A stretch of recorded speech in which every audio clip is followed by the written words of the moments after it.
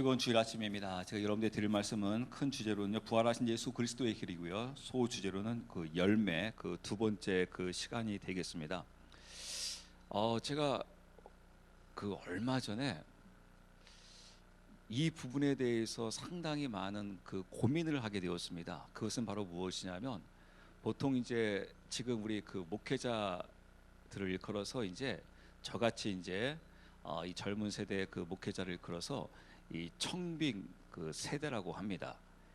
이제는 선배 목사님들이 그 과거에 많은 그 교회들을 이제 그 개척하시고, 그 1세대 그 목사님들이 이제 서서히 이제 그 은퇴를 하시면서 이제 그 2대 그 3대 그 목사님들이 이제 그 청빙하는 그 세대인 것을 볼 수가 있어요. 그러면서 제가 고민에 빠진 것은 바로 이 부분이었어요. 그 목회자를 그 청빙함에 있어서 지금 교회에서 행하고 있는 그 청빙 그 시스템을 보게 되면 과연 이것이 성경적인가? 즉 하나님께서 원하시는 방법에 의해서 그 일꾼이 지금 뽑히고 있는가에 대해서 상당히 많은 고민을 하게 되었고, 그 부분에 대해서 많은 목회자들과 이제 그 부분을 놓고 의논하게 되었습니다. 과연 지금 하고 있는 이 방법, 이 시스템이 올바른 것입니까? 라고 하였을 때 목회자로 하여금 듣는 소리는 바로 무엇이었냐면, 그럼 목사님 무슨 방법이 있겠습니까? 이렇게라도 해야 되지 않겠습니까? 이렇게 해야지 그나마 이 검증할 수 있지 않겠습니까? 근데 제가 보기에는 이 방식이 이름만 달리할 뿐 회사와 거의 동일한 거예요. 회사에서 그 일꾼을 뽑고 있는 것과 그 대기업에서 일꾼을 뽑고 있는 것과 때로는 교회에서 그 일꾼 뽑고 있는 것이 별 차이점이 없는 겁니다. 근데 문제는 바로 무엇이냐면, 우리 사랑하는 우리 성도들이 다 월요일부터 토요일까지 어디서 살고 있습니까?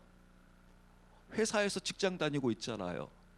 그 회사에서 직장 다니고 있고, 또 여러분들이 그런 방식에 의해서 그 회사에서 뽑혔고, 또 그런 방식에 의해서 여러분들이 평소에 지금까지 어렸을 때부터 직장에 들어가기 전까지 무엇을 준비했습니까? 그 직장에서 사람 뽑는 방식대로 여러분들이 그렇게 공부했고, 그렇게 준비되어져서 그렇게 뽑혔고, 또 여러분들이 그렇게 일을 하면서 또 때로는 직장에서 어느 정도 그 인사과에서 사람을 뽑는 그런 수준의 그 위치에 있게 되게 되면, 내가 뽑힌 그 방법대로 지금 세상에서 흘러가고 있는 그 시스템 그 방법대로 또 사람을 뽑고 있고, 또 젊은 사람들은 또 그렇게 준비하고 있고, 그런 사고 방식에 우리 모두가 다 그런 공통점을 갖고 어디로 들어옵니까? 교회 안으로 들어오게 되죠. 그래서 교회 안에서 거기에다가 이제 무엇을 싹 얹어놓으면 되냐면, 이제 하나님의 이름 하나만 딱 얹어놓고 그렇게 뽑고 있으면 이제 우리는 하나님의 방법대로 하나님의 뜻대로 뽑고 있다라고 여러분들이 생각하실 것입니다. 여러분 그렇게 아시죠?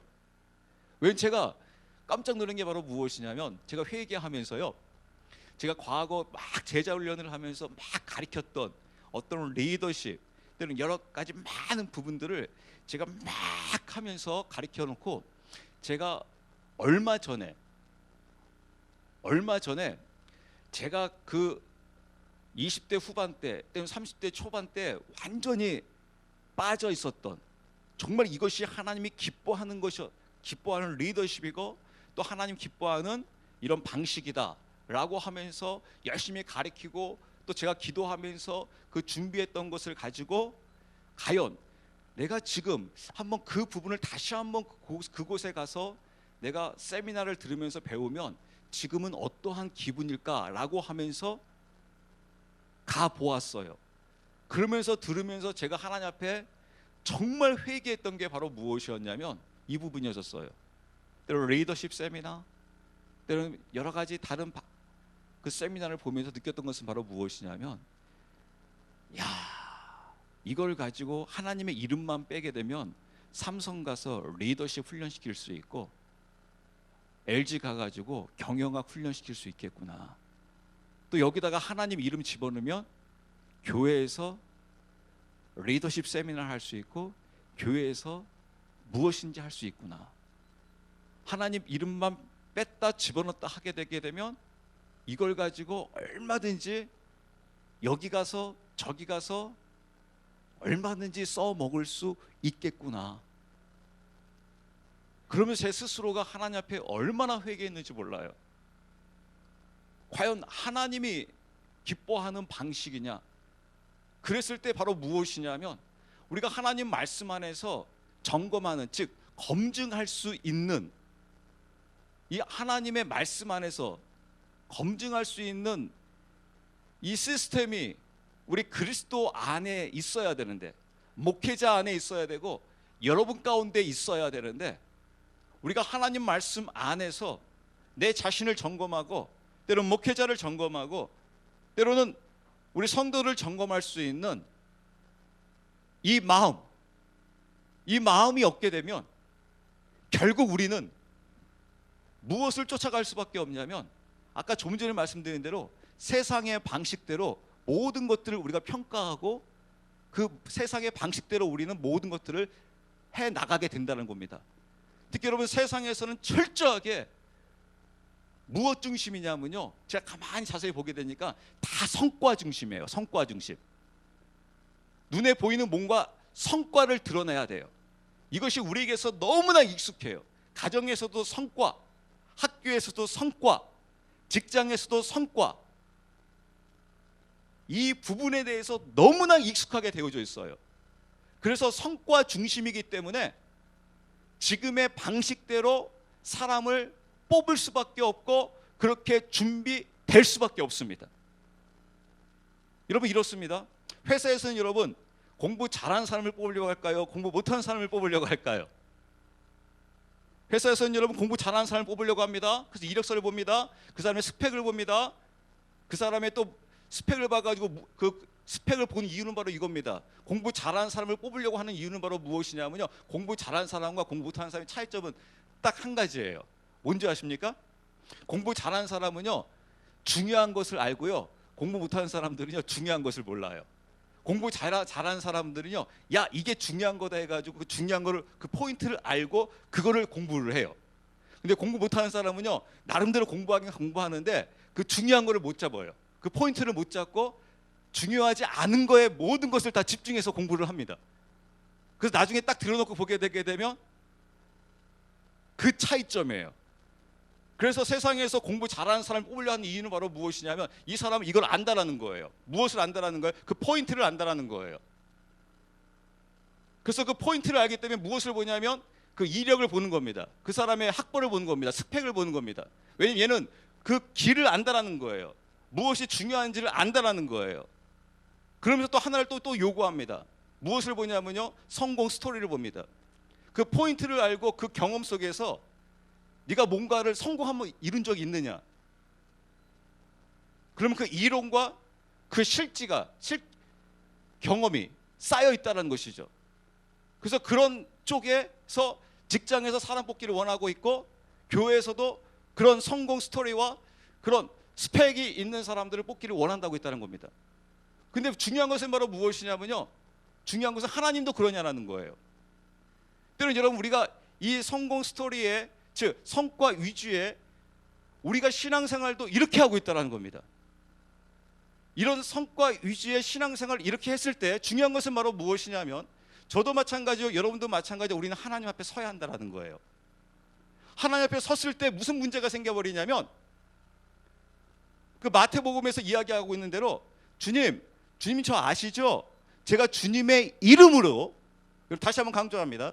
주님의 이름으로 제가 선지자 노릇했습니다. 그건 바로 무엇이냐면 주님의 이름으로 제가 목회자 활동을 했습니다.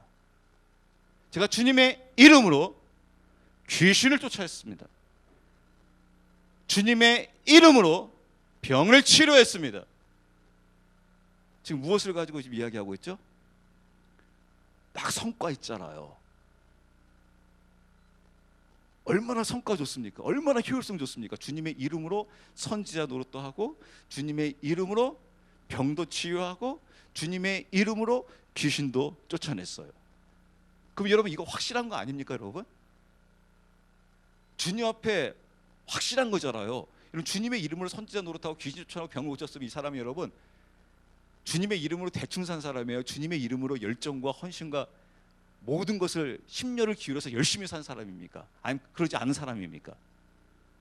우리는 굉장한 성과를 냈다는 것을 알 수 있죠. 굉장한 열심이 있고 헌신이 있고 노력이 있었다는 것을 알 수가 있죠. 근데 그것을 누구의 이름으로 했대요? 주님의 이름으로 했다고 하잖아요. 근데 문제는 바로 무엇이냐면 주님께서 뭐라고 말씀하십니까? I don't know. 나는 너 몰라. Who are you? 네가 누구니? I don't know. 난 널 모르는데. 주님, 저를 모르신단 말입니까? 주님 왜 저를 몰라요? 제가 주님의 이름으로 했다니까요. 주님의 이름으로 이런 성과를 냈는데요. 왜 주님은 저를 모르신다고 하십니까? 근데 주님은 모른다는 거예요.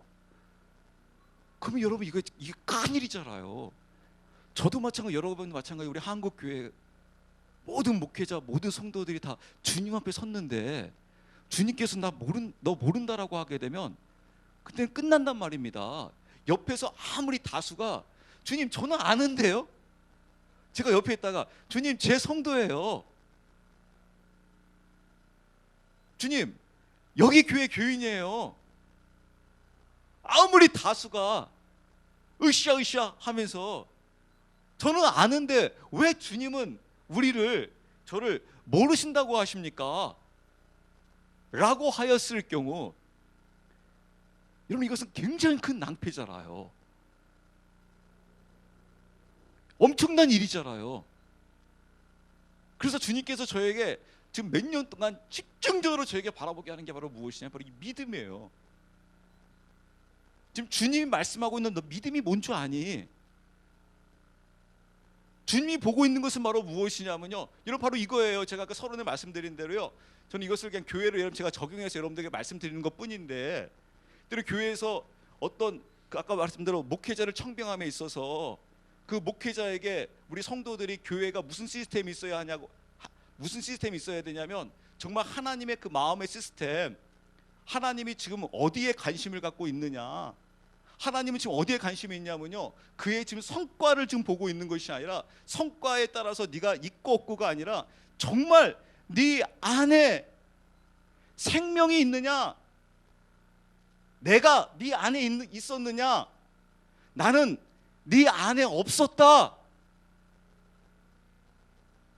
내가 네 안에 없었는데 네가 아무리 성과 내봤자 무슨 소용이 있겠느냐, 네가 아무리 많이 전도했다 할지라도, 네가 아무리 많이 기도 많이 했다 할지라도, 네가 아무리 열심히 교회 다녔다 할지라도, 제가 여러분 이걸 세상으로 이야기하지 않습니다. 세상에서 얼마나 열심히 살았냐 그것을 이야기하고 있는 것이 아니라, 설사 교회에서 아무리 많은 열심을 갖고 있었고 아무리 많은 기도를 하고 있었다 할지라도 나는 네 안에 없었다. 우리는 그 부분에 대해서, 아니 주님이 교회에 없었다고요? 말이 됩니까? 그럼 이게 뭡니까? 여러분 라오디아 교회에서 이야기하고 있잖아요. 주님은 없어요. 문 밖에서 두드리고만 있었어요. 문 밖에서 두드렸다는 것이 여러분 그 교회, 라오디아 교회 주님이 없었다라는 거예요. 사실 여러분 라오디아 교회는 교회 아니에요. 이름만 교회인 것뿐이에요. 근데 라오디아 교회는요 7개 교회 중에서 우리가 볼 때는 최고의 교회예요.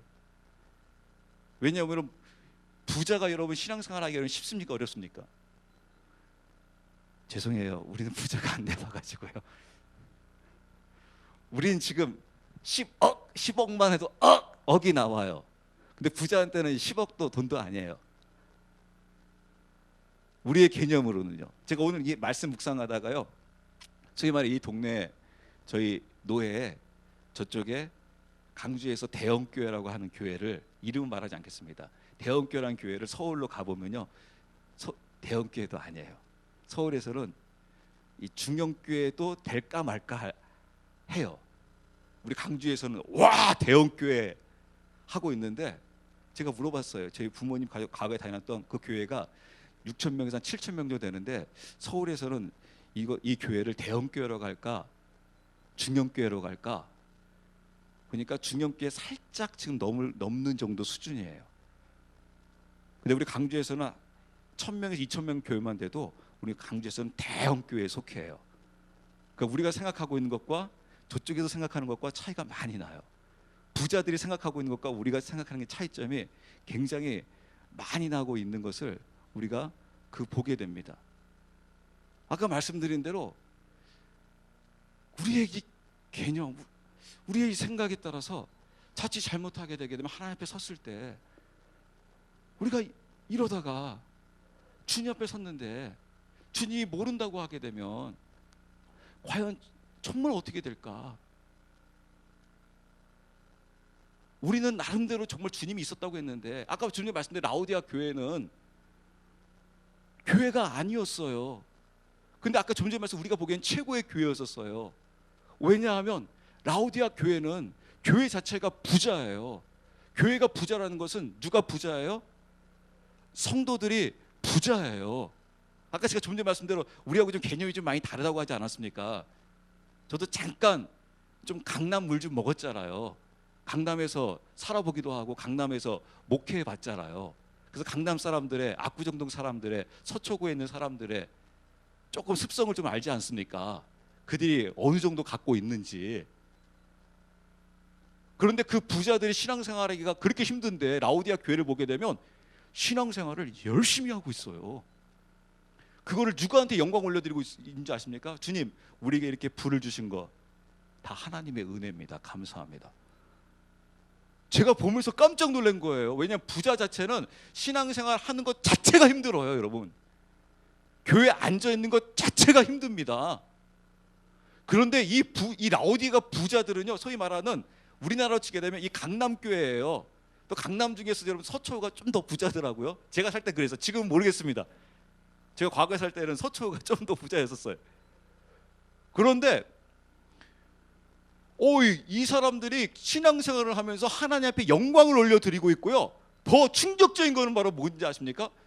이 강남교회 이 사람들이, 라오디아 교회 이 사람들이 가정적이에요. 저는 상상할 수가 없었어요. 이런 부자가 가정적이다? 여러분 그런 사람 없어요. 여러분 부자 능력 있는 사람은 여러분 대부분 여러분 가정적인 것을 여러분 바라지 마시기 바랍니다. 그런 사람 거의 없습니다. 가정적인 사람이요 회사에서요 또 사업적으로 성공할 수 있는 확률이 우리나라에서 세계에서 거의 없습니다. 그러면서 신앙생활을 열심히 하겠대요. 그래서 제가 제 자신에게 물어봤다니까요. 죄송합니다. 저한테 예전에 너 어느 교회에서 목회하고 싶니? 그럼 저 어느 교회라고 7개 중에서 어느 교회 선택할까요? 라오디아 교회더라고요. 성도들한테도 어느 교회 되고 싶습니까? 라오디아 교회. 우리가 보기에는 라오디아 교회가 최고의 교회예요. 목회자가 보기에도 최고의 교회, 성도들이 보기에도 최고의 교회예요. 가장 좋은 교회예요. 가장 목회하기 원하는 교회, 또 신앙생활 하기 원하는 교회. 근데 문제는 바로 무엇이냐면 교회에 이름만 붙어 있을 뿐 교회 아니에요. 라오디아 교회는. 왜냐하면 하나님이 안 계신 곳이에요. 하나님의 임재가 없는 곳이에요. 하나님의 임재가 없는 곳은 교회가 아니에요. 이 부분을 지금 성경에서 우리에게 지금 이야기하고 있단 말입니다. 그래서 우리가 이 믿음 안에서 내 자신을 들여다봐야 돼. 주님께서 지금 중요하게 여기고 있는 것은 바로 무엇이냐면 주님이 이 교회와 지금 나와 함께하고 있느냐. 즉 주님의 관심사는 어디 있냐면 생명에 있다라는 거예요. 생명이 네 안에 있느냐? 생명이 네 안에 있어서 내가 너와 함께하고 있었느냐? 이것을 주님께서 지금 보고 있다라는 거예요. 그래서 여러분 우리 성도들도 무엇을 볼 수 있어야 되냐면 정말 저 목회자에게 정말 주님의 생명이 있느냐? 왜 이 부분이 중요하냐면요,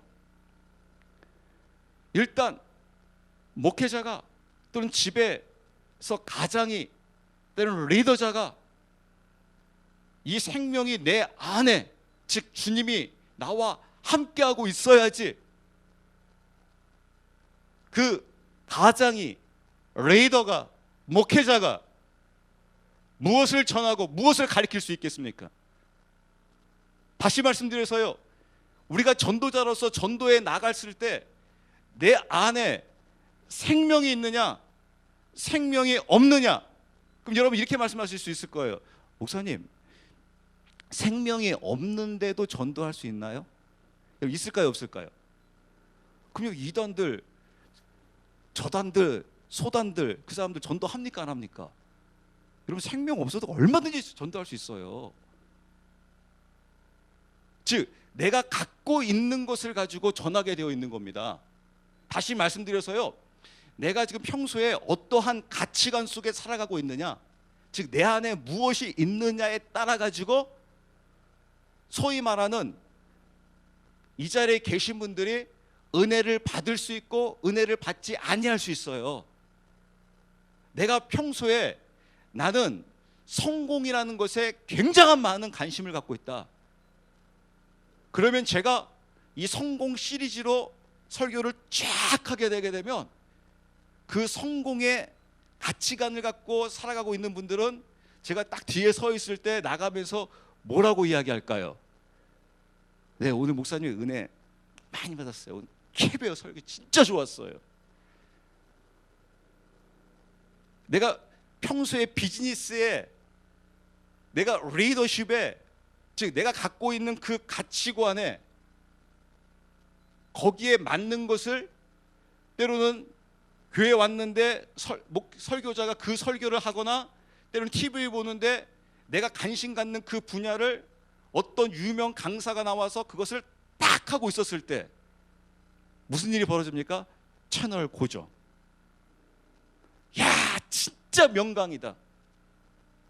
근데 다른 사람은 관심 있어요, 없어요? 내가 그쪽에 관심 없는 사람은요, 채널 고정이 아니라 그 사람은 어디로 갑니까? 자기 관심 갖는 쪽으로 가가지고 그때 휴대폰으로 자기 관심 갖는 쪽을 보기 시작합니다.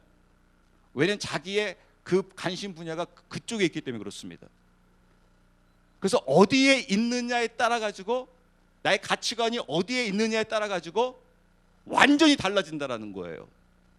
그래서 나의 가치관에 맞는 사람들을 우리는, 여러분, 만나기를 원하고 있는 것을 볼 수 있습니다. 내가 주변에 만나고 자주 만나는 사람들, 누구를 자주 만나고 있느냐, 그 만나러 자주 만나서 무슨 이야기를 하고 있느냐, 그 만나는 그 이유가 바로 무엇이겠습니까? 나하고 가치관이 비슷하다라는 거예요. 즉 나하고 공통 분모가 있다라는 거예요.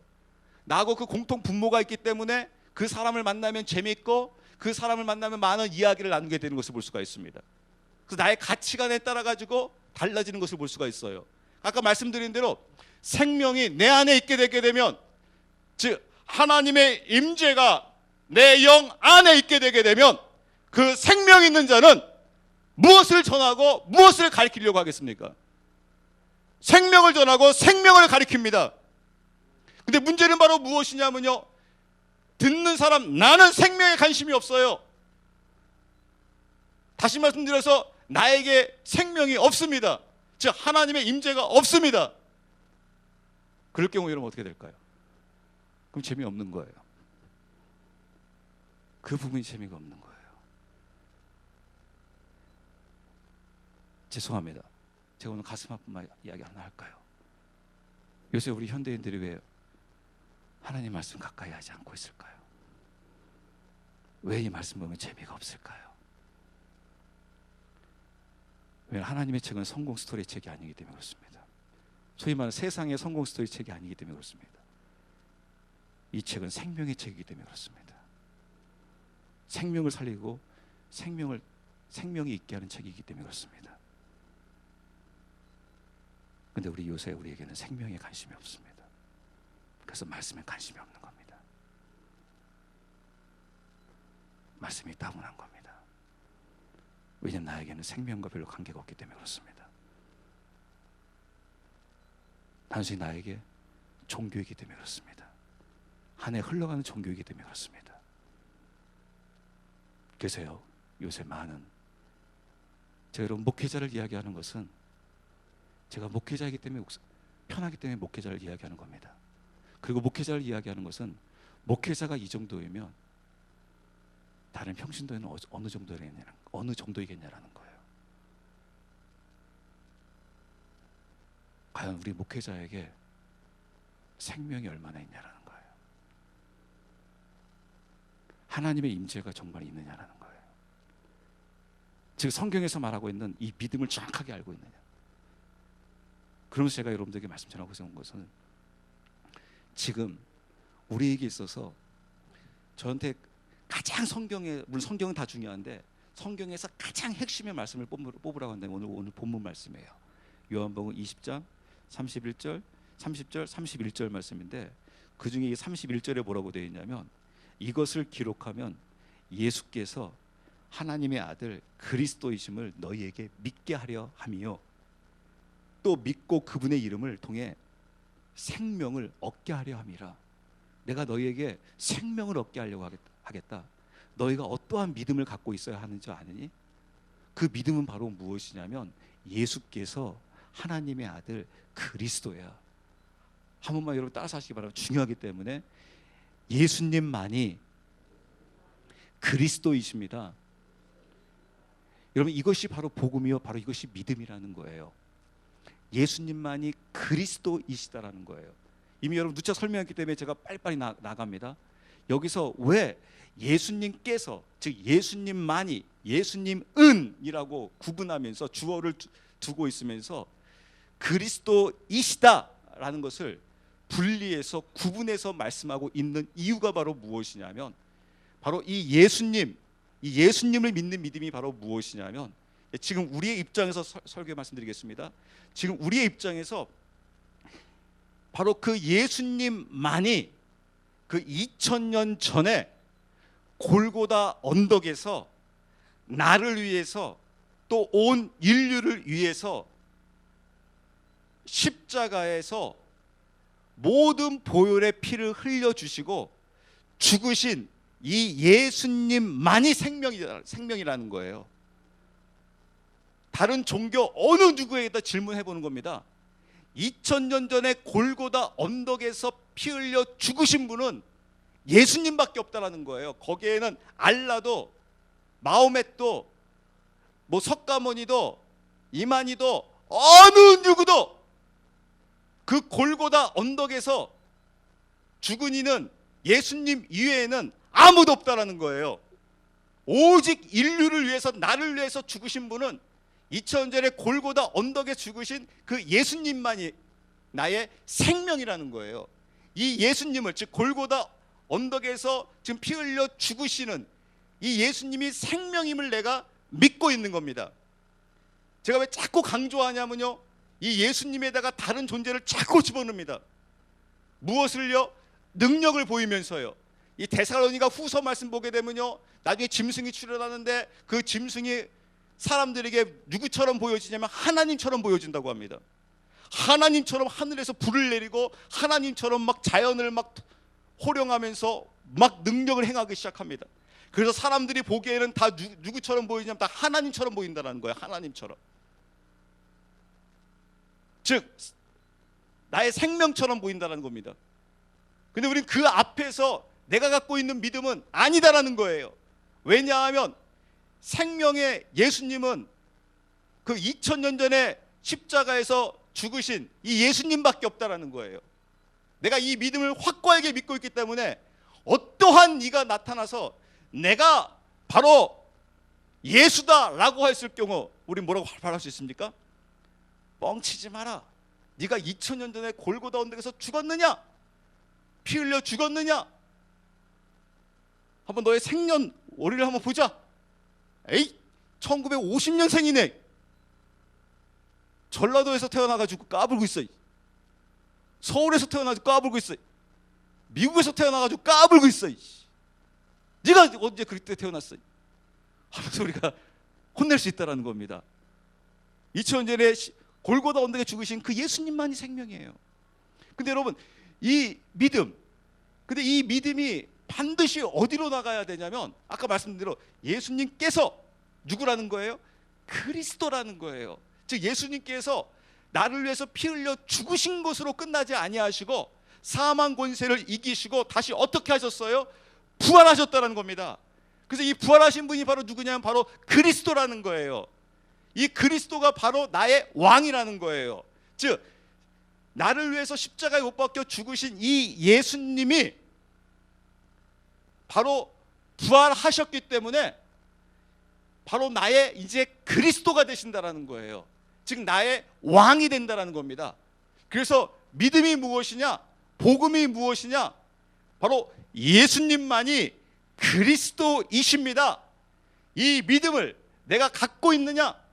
이 믿음이 있는 자가 바로 생명을 갖고 있는 것이다. 이 믿음이 갖고 있는 자가 바로 하나님이 너와 함께하고 있을 것이다라는 것을 이야기해 주고 있다는 겁니다. 그래서 이 믿음을 갖고 있는 거예요. 근데 중요한 것은 바로 무엇이냐면 내가 이것을 믿겠다고 하는데 이 믿음이 정말 나에게 있어서 내가 정말 믿고 있는 거냐? 이걸 확인해야 한다는 거예요. 나 자신을 점검해야 되고 상대를 점검해야 한다는 거예요. 근데 그 점검을 무엇으로 할 수 있냐? 무엇으로 할 수 있느냐? 바로 열매로 확인할 수 있다는 거예요. 열매로. 그래서 반드시 열매로 확인해야 한다는 겁니다. 그래서 아까 말씀드린 대로 2000년 전에 죽으신 그 십자가에서 나와 인류의 죄를 위해 피 흘려 죽으신 그 예수님을 내가 믿고 있느냐? 그러면 그 믿음이 무엇으로 나오냐면 한 번만 따라 하실까요? 회개에 합당한 열매. 네, 회개에 합당한 열매로 나타난다는 거예요. 이 열매가 없으면 내가 지금 아무리 입으로 시인하고 있고 내가 믿고 있다고 해도 이건 믿는 게 아니라는 거예요. 제가 여러분 누차 말씀드리죠. 특히 남자들, 여자분들이 잘할 거예요. 남자들이 그냥 저도 남자잖아요. 또 우리 자녀들, 엄마 다시는 안 그럴게요. 여보 다시는 안 그럴게. 이번만 용서해줘. 우리 아내들이요, 믿습니까 안 믿습니까? 저 인간을 믿을 수가 없어요. 다시는 안 그러겠다고 하는 게 다시는 또 뭐예요? 꼭 그렇게 하겠다라는 것으로 들려져요. 엄마 다시는 안 그럴게요. 다시는 꼭 그래요. 그래서 그걸 많이 경험해 본 분들은 무엇으로 이야기합니까? 그것을 증명해봐라. 당신의 그 말을 난 믿을 수가 없다. 그걸 증명해봐라. 그게 바로 무엇입니까? 평소에 당신의 삶으로 증명하라는 것이죠. 내가 주님을 믿습니다. 십자가 못 박혀 돌아가신 그 예수님 나의 생명이심을 믿습니다. 이 믿음이 정말 실제냐? 그것은 바로 회개에 합당한 열매로 나온다는 거예요. 그래서 구원의 확신, 사죄의 확신, 승리의 확신을 갖고 있는 자들은 내가 믿습니다, 믿습니다, 이게 확신이 아니에요. 여러분 이거 자꾸 여기 속지 마시기 바랍니다. 저도 이 제자훈련 이 출신이어가지고 이 시리즈, 이 확신 시리즈 얼마나 많이 가르쳤고 또 목회자로서 얼마나 많이 가르쳤습니까? 여러분 확신을 가지시기 바랍니다. 여러분 확신 갖는다 해서 확신이 아니에요. 우리는 여러분 이걸 확신을 갖고 있다고 하게 되면 내가 확신 갖고 있다고 생각해요. 때로는 의심의 마음이 생겨요. 그때 또 어떻게 해야 됩니까? 확신. 그것을 우리가 믿음으로 알고 있습니다. 아닙니다, 여러분. 이게 확신이 아닙니다. 확신이라는 것은 바로 무엇이냐면 정말 내가 십자가 돌아가신 그 예수님이 나의 생명이심을 믿고 있게 되게 되면 그것이 나에게 확신으로 무엇으로 나타나냐면 바로 회개에 합당한 열매로 나타나는 거예요. 회개의 열매로 나타나는 거예요. 내가 확신이 없기 때문에 회개하고 있는 것이 아니라 너무나도 확신하기 때문에 회개의 자리로 나가고 있는 겁니다.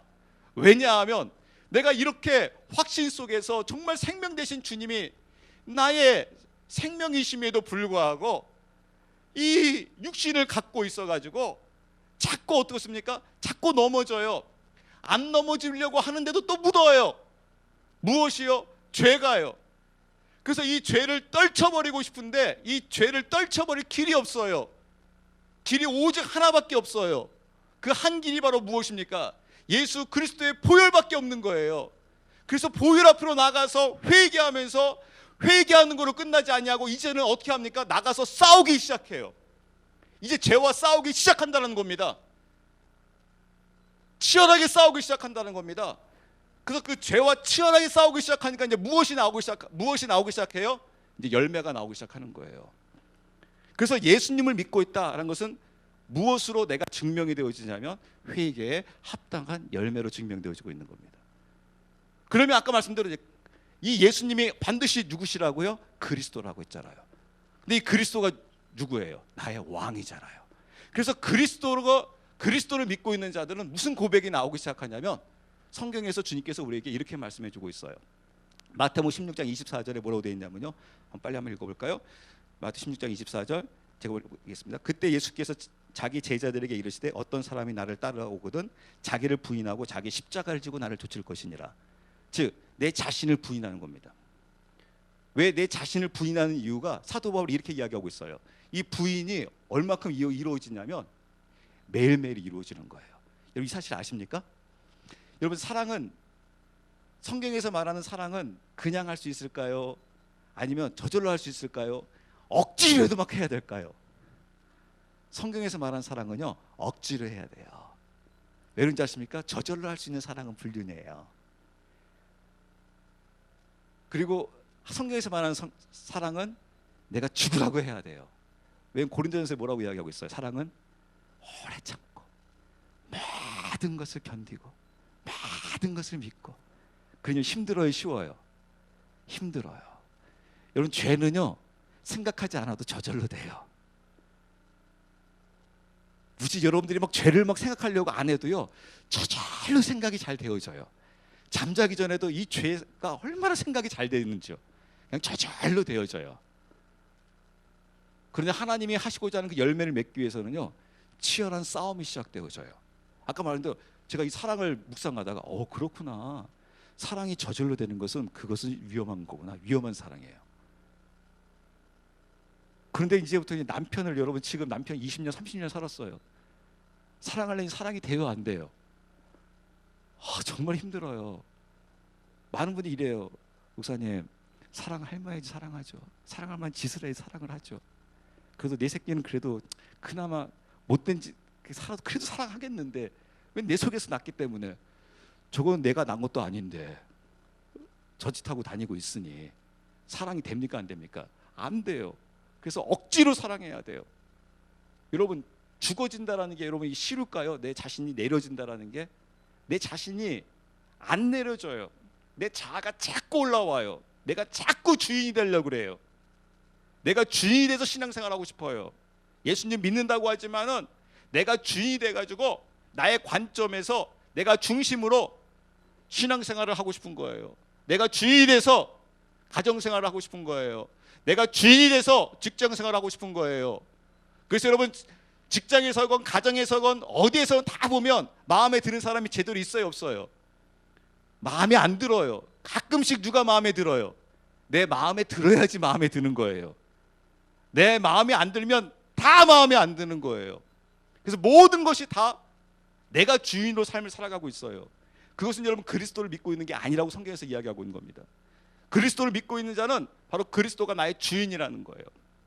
그래서 갈라디아서 2장 20절에 뭐라고 되어 있습니까? 내가 그리스도와 함께 십자가에 못 박혔나니 그런즉 이제는 내가 사는 것이 아니요 오직 내 안에 누가 사는 것이다? 바로 예수 그리스도께서 사시는 것이다. 즉 그리스도가 나의 왕인 거예요. 그래서 왕의 전적인 인도를 받겠습니다. 그래서 그리스도를 믿는다는 것은 내가 매일매일 내 자신을 선포하는 거예요. 주님 제가 죽었습니다. 그리스도이신 주님이 저의 왕이십니다. 이 열매가 나에게 나타나고 있냐라는 거예요. 이 회개에 합당한 열매와 내가 날마다 내 자신을 내려놓고 내가 죽고 그리스도가 왕이심을 높여드리고 있느냐, 이 열매가 나에게 나타나고 있느냐라고 하면서 제가 빨리 진행할 게 있는데 오늘 본문 말씀 하나만 더 보고 제가 말씀 마치도록 하겠습니다. 바로 이 부분을 마태복음 21장 33절부터 말씀을 한번 빨리빨리 보도록 하겠습니다. 마태복음 21장 33절. 다른 비유를 들으라. 어떤 집주인이 포도원을 만들어 그 주위에 울타리를 두르고 그 안에 포도즙 틀을 파고 망대를 세운 뒤 농부들에게 그것을 세 주고 먼 나라로 갔다가 네, 농부들에게 지금 주인이 그 포도 농장을 맡기고 갔습니다. 34절. 열매 맺는 때가 가까이 이르매 농부들에게 자기 종들을 보내어 그들이 그것의 열매를 밟게 하니. 네, 열매가 이제 맺을 때가 됐다라는 거예요. 그래서 주인이 열매를 이제 받을 때가 됐다라는 겁니다. 열매를 확인하겠다라는 거예요. 그러니까 이 일꾼들이 일했는지 아닌지, 나의 일꾼인지 아닌지 무엇으로 이제 증명하겠다는 겁니까? 열매를 확인하겠다라는 거예요. 이제 열매 받을 때가 됐다는 겁니다. 그래서 35절, 36절. 농부들이 그의 종들을 잡아 하나는 때리고 다른 하나는 죽이고 다른 하나는 돌로 치매. 네, 35절 보게 되면 농부들이 그 열매를 거두러 온 주인의 그 종들을 어떻게 했다고 되어 있습니까? 죽이고 있는 것을 볼 수 있습니다. 여러분 왜 죽이고 있느냐? 열매를 주인이 원하는 열매를 들을 게 없게 되자 오히려 주인이 보낸 종들을 어떻게 하고 있어요? 죽이고 있어요. 여러분 잘 눈여겨 보셔야 합니다. 지금 누구를 죽이고 있냐면 이 종이라고 하는 그러니까 주님의 지금 주인의 종이라고 하고 있는 자들입니다. 지금 농장 바깥에 있는 자들이 이야기가 아닙니다. 지금 누구에게 맡겼어요? 자신의 종들에게 맡겼어요. 그래서 그 열매를 거둬들이기 위해서 주님이 다른 자신의 종을 그 종에게 보낸 겁니다. 세상에 보낸 게 아닙니다. 근데 그 열매가 없게 되자 어떻게 됩니까? 그 종을 죽여버립니다. 누구의 종을 죽여버립니까? 주인의 종을 죽여버립니다. 누가요? 주인의 종인 자들이 죽이는 겁니다. 세상이 죽이고 있는 게 아닙니다. 세상 사람들이 여러분 이미 제껴놓고 이야기하는 겁니다. 이게 굉장히 중요해요. 그다음 36절. 그가 다시 다른 종들을 처음보다 더 많이 보내니 그들이 그 종들에게도 그렇게 하거늘. 네, 더 많이 보냈습니다. 더 많이 보내니까 그 많은 종들도 어떻게 합니까? 다 죽여버립니다. 무엇이 없어요? 주인이 원하는 열매가 없게 되는 겁니다. 주인이 원하는 열매를 얻게 되니까 누구를 죽이냐면 주인의 종을 죽입니다. 같은 종인데 같은 종입니다. 같은 종인데 그 종을 죽입니다. 이제 목사로 제가 적용하면 목사가 목사를 죽이고 있는 겁니다. 장로님이 장로님을 죽이고 있고 집사님이 집사님을 죽이고 권사님이 권사님을 죽이고 있는 겁니다. 이것을 지금 성경에서 이야기하고 있어요. 그 다음에 그가 맨 마지막으로 자기 아들을 그들에게 보내며 이르되 그들이 내 아들은 공경하리라 하였으나 이제는 아들을 보냅니다. 아들을 보냅니다. 38절. 농부들이 그 아들을 보고는 자기들끼리 이르되 이 사람은 상속자니 오라 우리가 그를 죽이고 그의 상속 재산을 빼앗자 하고 그를 붙잡아 포도원 밖으로 내던지고 죽였느니라. 결국엔 누구까지 죽여버리냐면요, 주인의 아들까지도 죽여버립니다. 누가요? 종이요.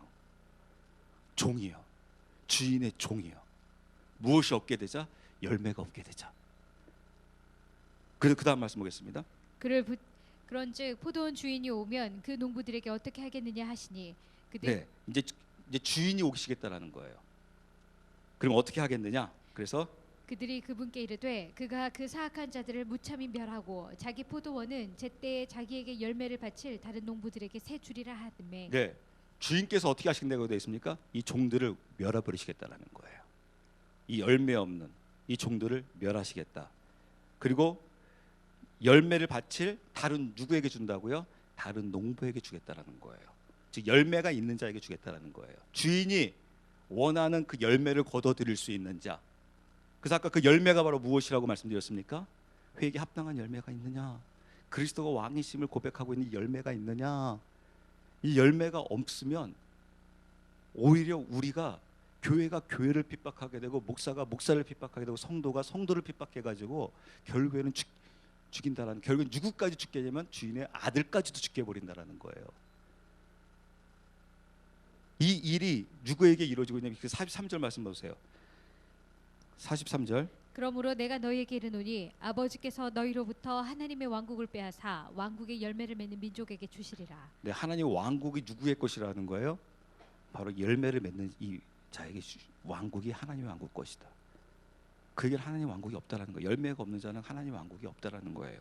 그래서 44절. 누구든지 이 돌 위에 떨어지는 자는 부서지겠고 누구에게든지 이 돌이 떨어지면 그를 갈아서 가루로 만들리라 하시니라. 45절. 수제사장들과 바리새인들이 그분의 비유들을 듣고는 그분께서 자기들을 가리켜 말씀하신 줄 깨달았으나. 네, 보세요. 이 말씀을 지금 누구에게 지금 이야기하면서 이 말씀을 하고 있느냐면 수제사장들과 바리새인들에게 이야기하고 있더라. 저는 이 말씀을 굉장히 중요하게 여깁니다. 저번에 말씀드렸습니다. 수제사장과 바리새인들은 지금으로 치게 되게 되면 누구라고요? 우리가 보기에 최고의 신앙인들이라고요. 최고로 괜찮은 자들이었다고요. 근데 주님은 지금 이들을 보면서 뭐라고 했습니까? 이들에게는 지금 생명이 있다라는 거예요, 없다라는 거예요? 없다라고 평가하고 있는 거예요. 수제사장과 바리새인들, 너희들에게는 지금 생명이 없다. 그래서 너희들은 지금 주인에게 들을 열매가 없다. 열매가 없는 자들 결국 어떻게 되는 줄 아느냐? 종들을 죽일 뿐만 아니라 그 아들까지도 죽이게 된다.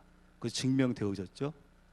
결국에 그들이 주인이신 그 아들이신 주님을 어떻게 합니까? 십자가에 못 박혀 죽게 하고 있잖아요.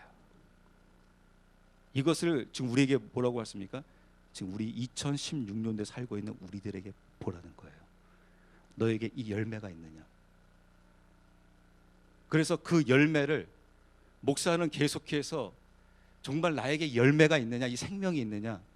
그래서 이 생명을 끊임없이 가리켜야 되고, 또 듣는 여러분 성도들도 끊임없이 무엇을 봐야 하냐면 바로 이 열매가 나에게 나타나고 있느냐, 목회자에게 나타나고 있느냐, 이것을 내가 분명하게 분별하고 주님의 이 길을 걸어가야 한다는 겁니다. 이 길을 걷지 않게 되게 되면 우리가 아무리 나름대로 주님의 이름으로 했다 할지언정 그것이 생명 없는 일이 되고, 어떻게 보게 되면 하나님을 대적하는 자리까지도 가게 된다는 겁니다. 하나님은 지금 세상을 이끌어서 세상 사람들이 나를 대적했다라고 이야기하고 있는 것이 아니라, 누가 대적했냐면 지금 주님께서 말씀하시는 대로 수제사장들과 바리새인들이 지금 주님을 대적하고 있음을 성경에서 우리에게 말씀해주고 계시다라는 것을 분명하게 우리에게 이야기하고 있다는 겁니다. 저는 아마 이 설교를 아마 제가 죽을 때까지 하게 될 것입니다. 이 생명이신 이 믿음을 내가 소유하며, 이 믿음 앞에 내가 순종하며 내가 주님 앞에 나아갔을 때 이 주님이 원하시는 이 생명의 길로 걸어갈 수 있는 저와 여러분들이 되었으면 합니다.